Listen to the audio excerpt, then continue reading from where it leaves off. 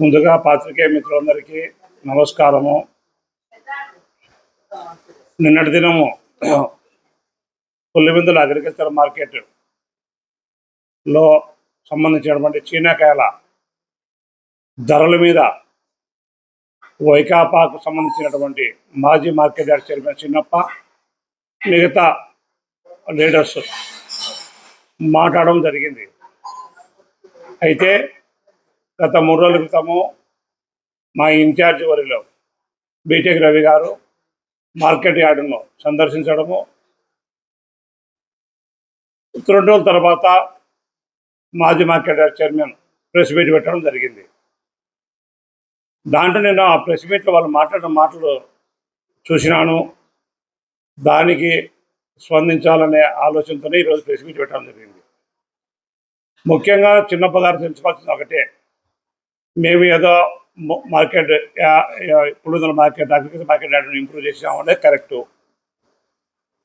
అందులో సంబంధించిన వ్యవసాయదారులు పండించిన ఉత్పత్తులను గిట్టుబాటు ధర మా టైంలోనే వచ్చింది. అంటే చీనాకాయలకైతేనేమి, అరటికైతేనేమి ఇప్పుడు రాలేదు. దీంట్లో ఏదో దళారీ వ్యవస్థను ప్రోత్సహిస్తారు, వారి ద్వారా ఏదో లబ్ధి పొందుతారు అనే ఆరోపణ చేసినాడు. చిన్నప్ప గారు, దయచేసి నీకు గౌరవం వస్తున్నవి, గౌరవం కలిగిన వ్యక్తివి నువ్వు.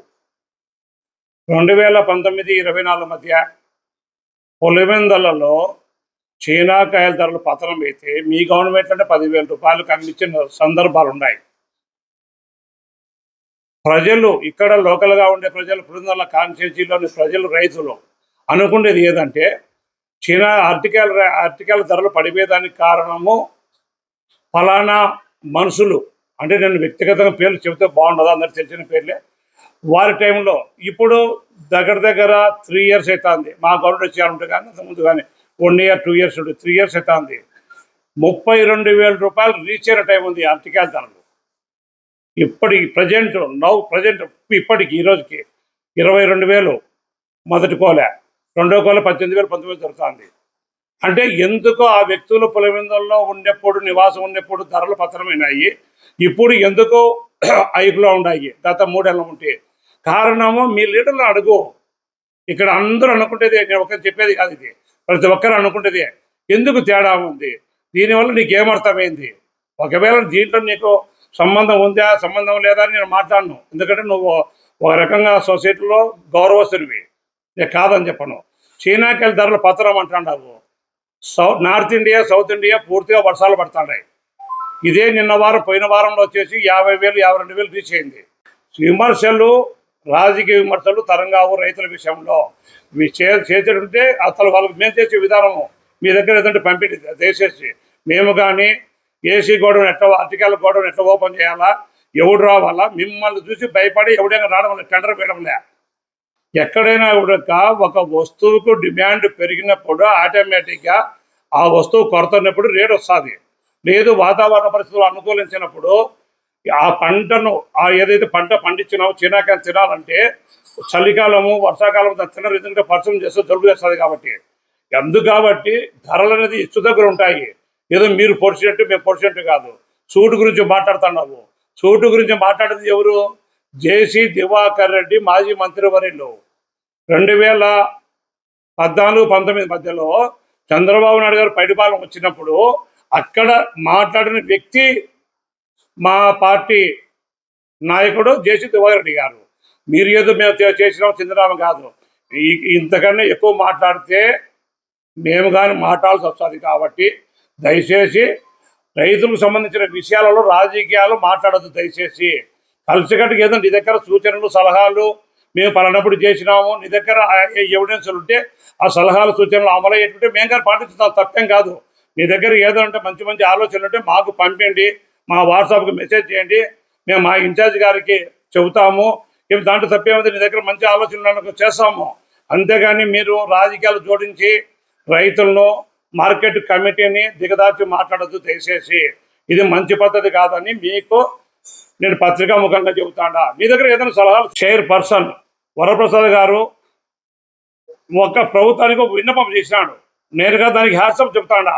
ఎందుకంటే మున్సిపాలిటీలో ప్రజలకు ఇబ్బంది అవుతుంది. ఇక్కడ మాది ఇంత పాపులేషన్ ఉన్న మున్సిపాలిటీ, ఇక్కడ డిఈ లేడు, ఏఈ లేరు, శానిటరీ ఇన్స్పెక్టర్ లేడు అని చెప్పినాడు. శబాస్. అందులో కొనసాగింపుగా లాస్ట్లో వక్ర బుద్ధి వరుచుకోవాలి వరప్రసాద్ గారు. మేము వేయకోకుంటే మా కథ చూపిస్తాం. ఏమి చూపిస్తావు నువ్వు కథ? నీ కథ చూపించి ఇక్కడికి వచ్చారు మీరు. ఏమి చూపిస్తావు నువ్వు కథ? అది కాదు, నువ్వు ఫస్ట్ మాట్లాడిన 2 పాయింట్లు శబాస్. రిక్వెస్ట్.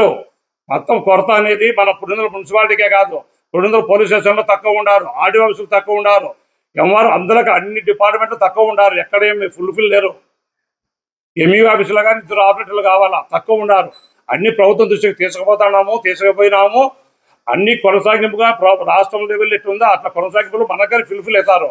అంతేగాని నువ్వు రిక్వెస్ట్ చేసింది బాగుంది, గౌరవంగా అంతవరకు.